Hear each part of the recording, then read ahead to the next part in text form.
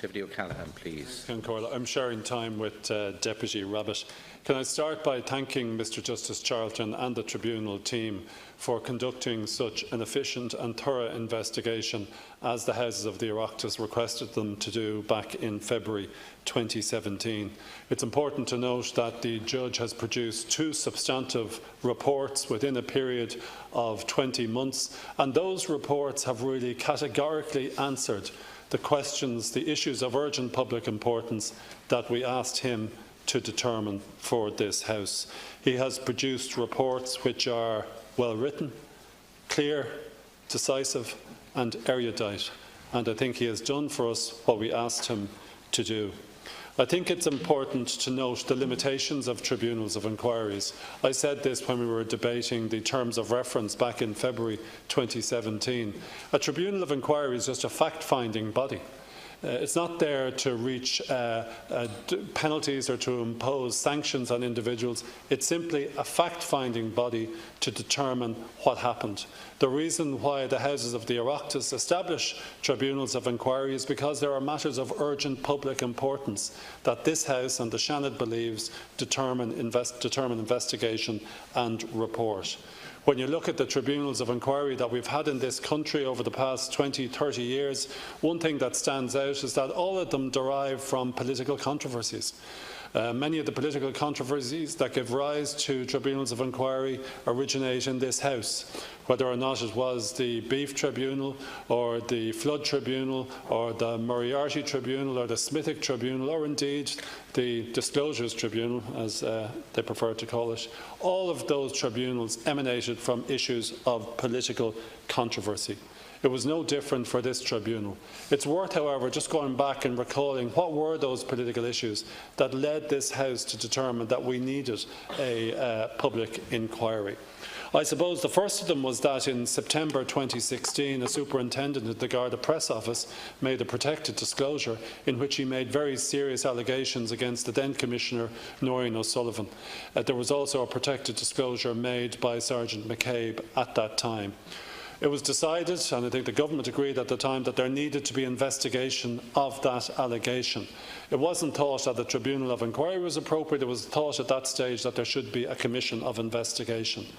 Then, when the terms of that commission of investigation were being thought up, a second issue arose in February 2017, and that was the publication by RTE of a report on its primetime programme to the effect that TUSLA, the child agency, had produced a report which contained an allegation against Sergeant McCabe that was 100% false.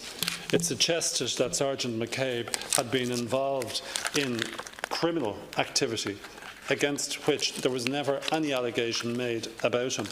I think it's important to note what Mr Justice Charleton says about that at page 33 of his report, where he says, quote, "It was justifiable for the people of Ireland to suspect at the time of the setting up of this tribunal in early 2017 that the ostensible capacity to destroy members of An Garda Síochána exercised by Garda headquarters extended even to using national social services for that end."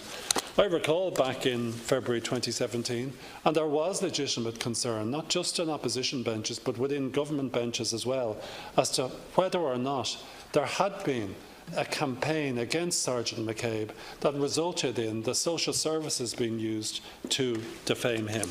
That was the second reason why we thought it appropriate to establish a tribunal of inquiry. And I suppose the third reason giving rise to the necessity for a public inquiry was around the same time there had been selective publication of 1 or 2 pages from the Commission of Investigation conducted by Mr Justice O'Higgins, which suggested that Sergeant McCabe had been aggressively cross-examined and that the State, or rather the Garda Commissioner, had sought to undermine him up in the Commission of Investigation. They were the reasons why a tribunal of inquiry was established. They were urgent matters of public importance, and I believe it's to the benefit of this country and indeed these houses that we did have an inquiry and we've seen the report produced. It's important to note, however, that in respect to the first allegation, the allegation made by Superintendent Taylor against former Garda Commissioner Noreen O'Sullivan, those allegations were false. They were untrue. Now, I remember at the time that there was a lot of pressure at the time for people to say Noreen O'Sullivan should resign because of these allegations. In my party, we said she didn't have to resign. She's entitled to defend herself against those allegations. And I think that is a message that this House should learn, that if serious allegations are made against an individual, and if that individual denies them, well, they're entitled to defend themselves. And if they're sufficiently serious, we set up a public inquiry or a private inquiry to determine where the truth lies. In terms of the allegation about TUSLA, Mr. Justice Charleton is very clear in respect of this.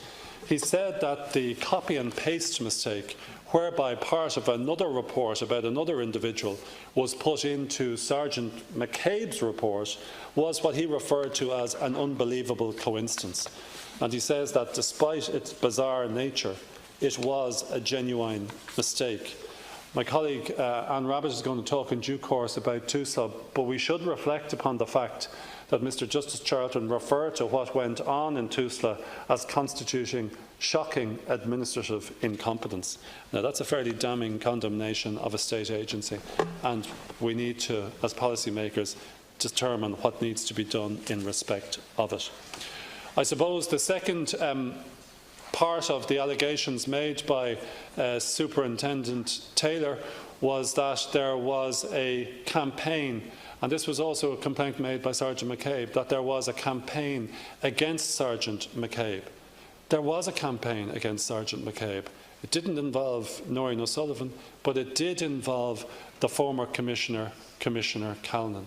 And it is deeply disturbing, in fact I think it is the most deeply disturbing aspect of this report, that it reaches a finding that a Commissioner of An Garda Síochána used his office, used his power to repulsively denigrate Sergeant McCabe.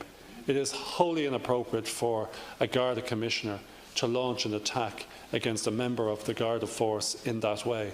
When people heard that Sergeant McCabe had been accused of child abuse, the most serious allegation you could make against an individual, they were legitimately and genuinely outraged by it. Some people thought that such an allegation or such behaviour would constitute criminal behaviour. It doesn't.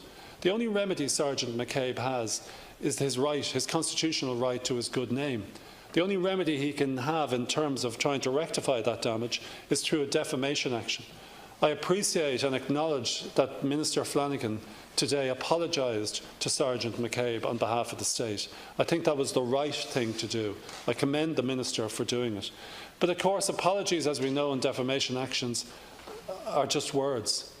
He's entitled to another remedy, and that may be a matter for another day.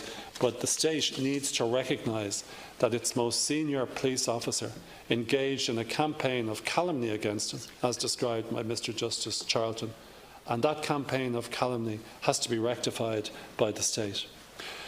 The other part of the report deals with what happened at the Commission of Investigation before Mr. Justice O'Higgins. The terms of reference here included a term which said, we want to know whether the allegation of sexual abuse was used against Sergeant McCabe at the Commission of Investigation.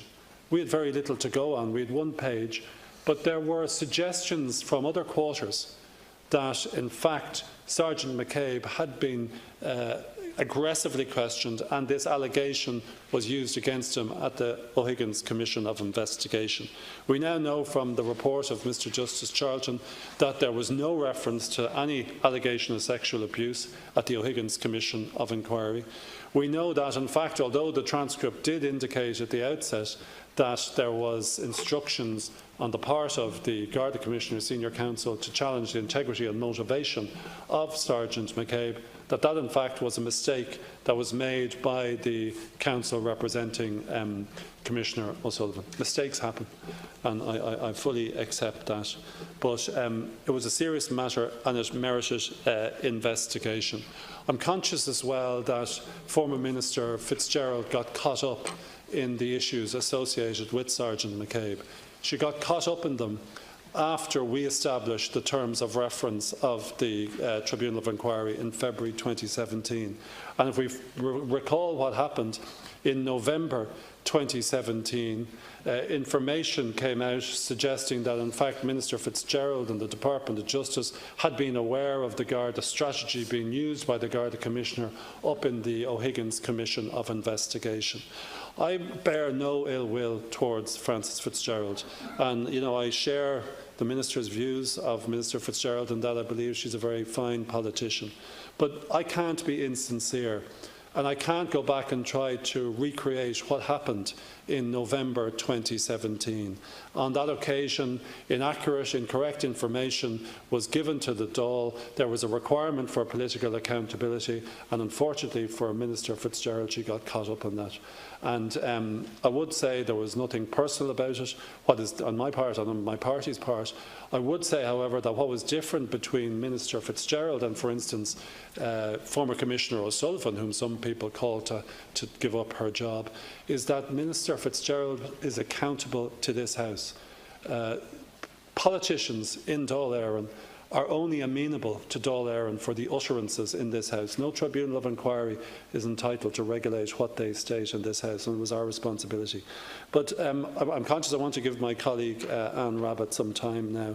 I think it was an excellent report. I think the 7 obligations that he has imposed upon members of An Garda Síochána should be set out there. I think people at home watching this who haven't read it should read it. There's some great language in it. I particularly like the story about the penitent who went to confession, but that's for another day, and I'll hand over to Anne Rabbitte now.